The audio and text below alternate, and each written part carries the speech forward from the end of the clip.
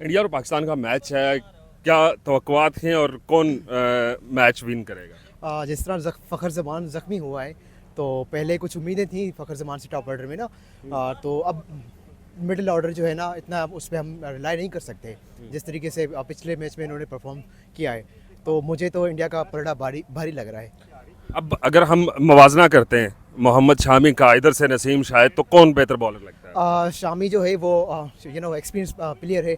उसका जो है 5 विकेट्स ज़्यादा लिए हैं इन कंपैरिजन टू क्या कहते हैं उसने तो मेरे हिसाब से शामी ज़्यादा बेहतर परफॉर्म करेगा। और शामी ने जो है ना जिस तरीके से कमबैक किया इंजरी के बाद, तो मेरे ख्याल में शामी बेहतर। हमारे पास जो थे प्लेयर थे जिनमें साइम अयूब था, फ़खर ज़मान था, दोनों इंजर्ड हो गए, तो अब किससे उम्मीद लगाएं हम?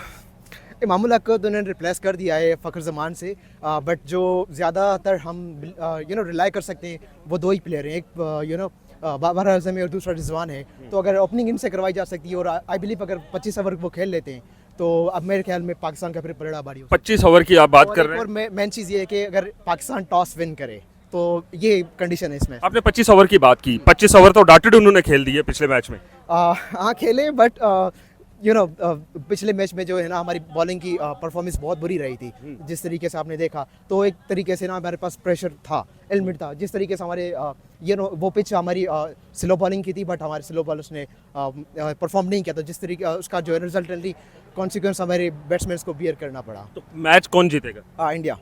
इंडिया का फेवरेट प्लेयर कौन है? विराट कोहली ऑब्वियसली।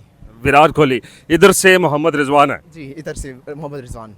तो अक्सर कहा जाता है किंग कर लेगा, किंग कर लेगा। किंग ने क्या किया पिछले 5 मैच? कुछ भी नहीं किया। मैं आता हूँ आपकी जी कुछ नहीं किया। हमने जो उनकी परफॉर्मेंस देखी अभी रिसेंटली जो न्यूजीलैंड के साथ हमारी फाइनल हुआ, उससे पहले भी जो मैचेस थी ट्रायंगुलर हमारे जो सीरीज़ हुई है, तो उनमें उनकी कुछ खास परफॉर्मेंस नहीं है। तो मुझे नहीं लगता अगर परफॉर्म कर भी लिया तो आई थिंक वो बड़ा एक मिरेकल होगा। बहुत शुक्रिया। आप क्या कह रहे थे? आप? मैं जी ये कह रहा था कि बाबर आजम नहीं है, इसको मैं एक रिक्वेस्ट करता हूँ कि खुदा दा वास्ता है वो मुल्क के लिए खेले, अपने लिए नहीं।